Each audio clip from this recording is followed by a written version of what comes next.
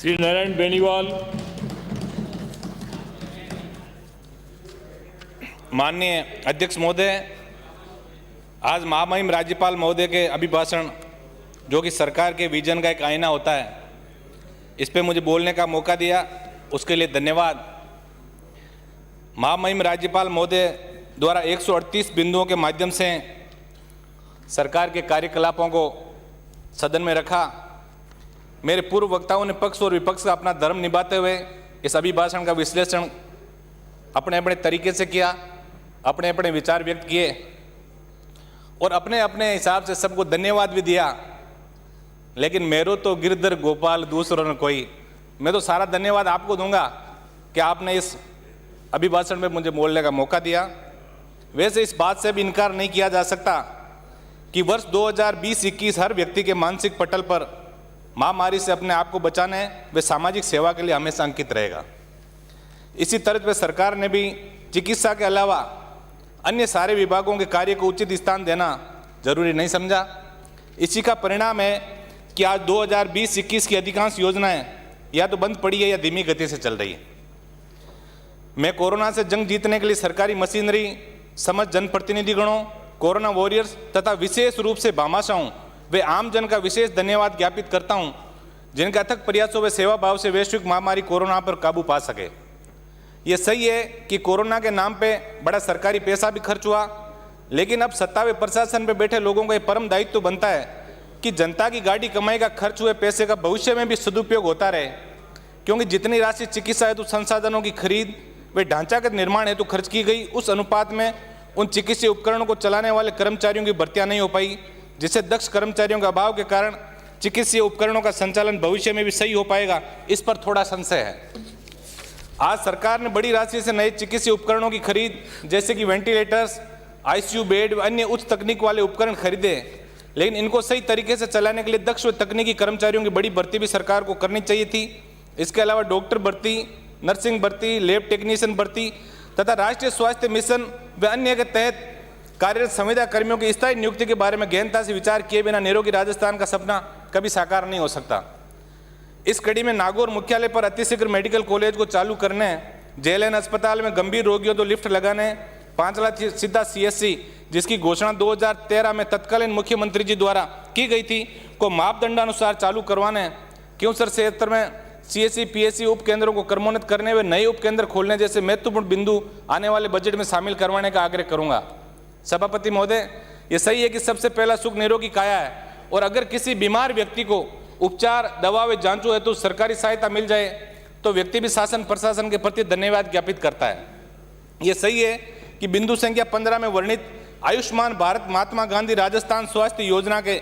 नवीन चरण 30 जनवरी 2021 से शुरू करने की घोषणा का जिक्र किया गया,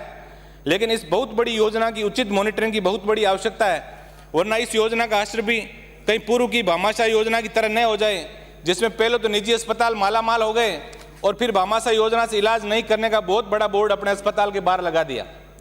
माननीय सभापति महोदय, इस सदन में बैठे अधिकतर माननीय सदस्य किसान परिवारों से चुन के आते हैं, लेकिन पार्टियों की विचारधाराओं में बंद कर हम हमारा नैतिक कर्तव्य भूल जाते हैं। किसान आंदोलन व 3 कृषि कानून के प्रति लोगों में पनप रहे रोष तथा 200 से अधिक किसानों के आंदोलन के दौरान शहादत के बारे में भी अगर महामहिम महोदय कहीं जिक्र करते तो ऐसा लगता कि हम सबका मूल कर्तव्य जय जवान जय किसान की समृद्धि का भी है तथा इस लोकतांत्रिक देश में किसानों को भी मौलिक अधिकार दिए गए हैं। सभापति महोदय, प्रदेश में किसानों के कल्याण हेतु गठित कृषक कल्याण कोष के बारे में भी स्पष्ट व पारदर्शी नीति बनाने का जिक्र तथा किसान की भूमि सरकारी व निजी बैंकों की गिरफ्त से कैसे बचे, इसको लेकर ठोस कानून की आवश्यकता आज आज़ादी के 72 साल बाद आमजन द्वारा महसूस की जा रही है।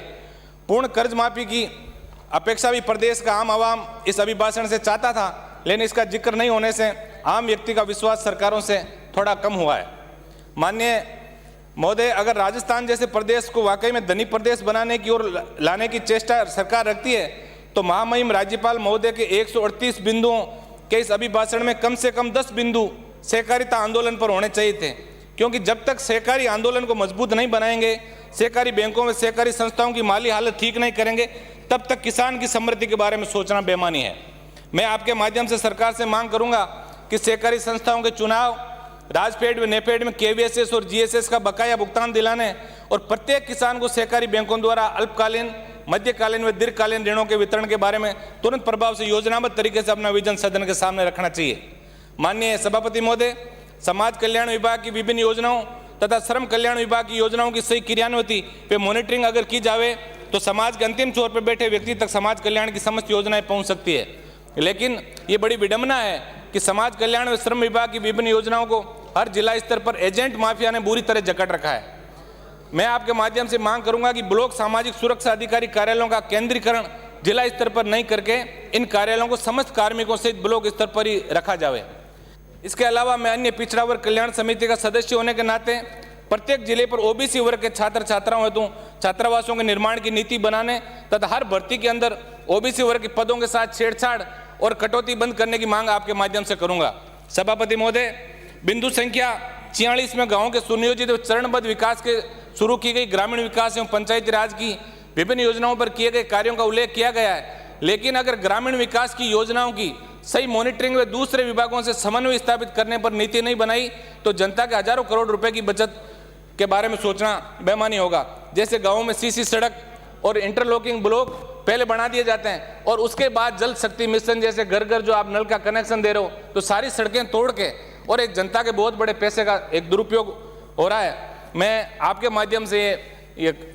मैं निवेदन करूंगा कि इसके बारे में ठोस नीति बने। माननीय सभापति महोदय, बिंदु संख्या 61 में 5 पैनोरमाओं के लोकार्पण का जिक्र किया गया है, लेकिन पहले से बने पैनोरमाओं की ठीक से संचालन व रखरखाव की नीति अत्यंत आवश्यक है। मेरे विधानसभा क्षेत्र में तेजाजी महाराज का जो पैनोरमा है वो आज तक ही आम व्यक्ति के लिए नहीं खुल पाया और जर्जर होने लगा, तो ऐसे के बारे में कोई ठोस नीति की मैं आग्रह आपसे करूंगा। बिंदु संख्या 65 में ऑनलाइन FIR का जिक्र भी किया गया है, लेकिन अगर ये प्रक्रिया ईमानदारी से चल रही है तो प्रदेश के मंत्रियों, सांसदों और विधायकों को अपनी FIR दर्ज कराने के लिए धरने पर नहीं बैठना पड़ता और ना ही प्रदेश के शीर्ष अधिकारियों को लोकसभा की विशेषाधिकार समिति के सामने शर्मिंदा होना पड़ता। बिंदु संख्या 66, 67 व 68 में राजस्थान पुलिस की विभिन्न नवाचारों का उल्लेख किया गया है जो निश्चित रूप से आमजन में विश्वास व अपराधियों में डर के स्लोगन को सार्थक कर सकता है अगर ईमानदारी से इस पर काम किया जा सके। लेकिन ये विडंबना है कि हाल ही में पकड़े गए पुलिस व प्रशासन के अधिकारियों के कार्यकलाप ऐसे लगे जैसे लाइसेंस शुदा डकैत हो जिसने पूरे प्रदेश को शर्मसार होना पड़ा। माननीय सभापति महोदय, बिंदु संख्या 69 से 74 तक बिजली विभाग की योजनाओं और उपलब्धियों का उल्लेख किया गया है, परंतु सच्चाई से विपरीत है। आज देश में सर्वाधिक बिजली का उत्पादन का प्रदेश होते हुए तथा देश में सबसे ज्यादा महंगी बिजली उपभोक्ताओं को उपलब्ध कराने और किसानों को दी जा रही सब्सिडी को समाप्त करने के बावजूद भी बिजली कंपनियां निरंतर घाटे में जा रही है, क्योंकि बिजली खरीद, सामान खरीद तथा संचालन व रखरखाव हेतु दिए जाने वाले ठेकों में भारी भ्रष्टाचार विभाग के अधिकारियों द्वारा किया जा रहा है, जिस पर अंकुश लगाने की आवश्यकता है। मैं क्योंसर क्षेत्र में आवश्यकता अनुसार 220, 132 व 33/11 के GSS की मांग आपके माध्यम से करूंगा। सभापति महोदय, आज बड़े दुख का विषय है कि बिजली व जन स्वास्थ्य अभियांत्रिकी विभाग द्वारा हजारों करोड़ रुपए खर्च करने के बावजूद कई गांव में हजारों ढाणियां आज भी बिजली और पानी से वंचित है। बिंदु संख्या 75, प्रदेश में शिक्षा के नेटवर्क को मजबूत करने का उल्लेख किया गया है, लेकिन प्रदेश में अटकी भटकी व लटकी भर्तियों के कारण युवा मानसिक अवसाद में आकर आत्महत्याएं तक कर रहा है। 2021 की रीट परीक्षा का समय पर आयोजन हो, साथ ही 2016 रीट अंग्रेजी अध्यापकों की भर्ती के मामले में माननीय सर्वोच्च न्यायालय में जो SLP सरकार ने दायर कर रखी है उसका निस्तारण करके और पीड़ित बेरोजगारों को न्याय दिलाने का मैं आग्रह करूंगा। बिंदु संख्या 78 में देव भाषा संस्कृत को बढ़ावा देने के लिए किए गए कार्यों का उल्लेख किया गया है। साथ ही राजस्थानी भाषा को राज्य भाषा का दर्जा देने व स्कूलों में, कॉलेजों में राजस्थानी भाषा के अध्यापकों के पद सृजित करने की मांग मैं आपके माध्यम से करूंगा। बिंदु संख्या 101, सुशासन को बढ़ावा देने हेतु जन कल्याण पोर्टल चालू करने का उल्लेख किया गया है, लेकिन अगर सही मॉनिटरिंग व किसी की जवाबदाही तय नहीं की गई तो इसका असर भी पहले की तरह चल रही योजनाओं की तरह ही होगा। अगर वास्तव में सुशासन को बढ़ावा देना है तो प्रत्येक सरकारी कार्यालयों में बायोमेट्रिक उपस्थिति को आवश्यक रूप से लागू किया जाए, जिसमें सरकार ने बहुत बड़ा पैसा पहले से खर्च कर रखा है, तथा समय समय पर प्रशासनिक सुधार विभाग द्वारा जारी किए गए समस्त परिपत्रों को कड़ाई से लागू करना सुनिश्चित करें, जिससे जिला स्तर, उपखंड व ब्लॉक स्तर तक जनप्रतिनिधियों के साथ साथ आमजन की बैठकों का आयोजन सुनिश्चित हो सके। बिंदु संख्या 103 में उद्योग विभाग द्वारा उद्योगों के विकास एवं निवेशों को प्रोत्साहन देने की दिशा में 7 नए औद्योगिक क्षेत्र विकसित करने के साथ ही 17 नए औद्योगिक क्षेत्रों का शुभारंभ करने का उल्लेख है, जिस पर 4000 करोड़ से अधिक की राशि का उल्लेख किया गया है। मैं आपके माध्यम से सरकार से आग्रह करूंगा कि नए औद्योगिक क्षेत्र बनाने के साथ साथ ये भी देखें कि पुराने औद्योगिक क्षेत्र बंद तो नहीं हो रहे हैं। बिंदु संख्या 111 में बाड़मेर रिफाइनरी कार्यों का विशेष उल्लेख किया गया है, लेकिन मैं आपके माध्यम से मांग करूंगा कि हर बड़े उद्योग में स्थानीय लोगों को रोजगार मिले तथा उस उद्योग का CSR फंड उसी इलाके के विकास के लिए खर्च हो, ऐसी ठोस कार्य योजना की महती आवश्यकता है। बिंदु संख्या 112 में रिवर सैंड के विकल्प के रूप में एम सैंड नीति का उल्लेख किया गया है। मैं आपके माध्यम से सरकार से मांग करूंगा कि सरकार को उचित न्यायिक स्तर पर अपना पक्ष ठोस रूप से रखें तथा प्रदेश में समस्त खनिजों के लिए खनिज नीति, चाहे वो लाइमस्टोन हो, चाइना क्ले हो, बजरी हो, फेल्सपार हो, सहित तमाम खनिजों के लिए इसका सही रूप से बनना अति आवश्यक है, क्योंकि राजस्थान खनिज संपदा से भरपूर प्रदेश है। इसके साथ साथ खान मालिकों को पर्यावरण स्वीकृति, इसी के अंदर आज बहुत बड़ी दिक्कत आ रही है। खाने जिनका एग्रीमेंट हो गया उनको 3-3 सालों तक इसी के लिए लटकना पड़ रहा है। तो इस पे कोई ठोस नीति बना के और ऐसी कार्य कोई सरकार को करना चाहिए जिससे आम व्यक्ति को लाभ मिले और अधिकारी और माफिया का जो गठजोड़ बनता जा रहा है उसका खात्मा हो सके। माननीय सभापति महोदय, बिंदु संख्या 120, 121, 122 और 123 में सड़क तंत्र को मजबूत करने, ROB के निर्माण के बारे में भी उल्लेख किया गया है। लेकिन आज हम खुलकर बात करें तो पिछले 2 सालों से सड़कों के तंत्र के सुदृढ़ीकरण में सरकार पूरी तरह विफल रही है। और तो और PPP मॉडल व टोल रोडें भी क्षतिग्रस्त होने के बावजूद लोगों से टोल की वसूली की जा रही है। अजमेर नागौर, जोधपुर नागौर तथा जयपुर नागौर वाया जोबनेर कुचामन खाटू सड़कों के बारे में न्यायालय द्वारा टिप्पणी किए जाने के बावजूद मापदंडानुसार कार्य नहीं किए गए तथा जोधपुर नागौर रिंग रोड निम्न स्तर की गुणवत्ता के कारण वाहनों के आवागमन से पहले ही टूट गई है।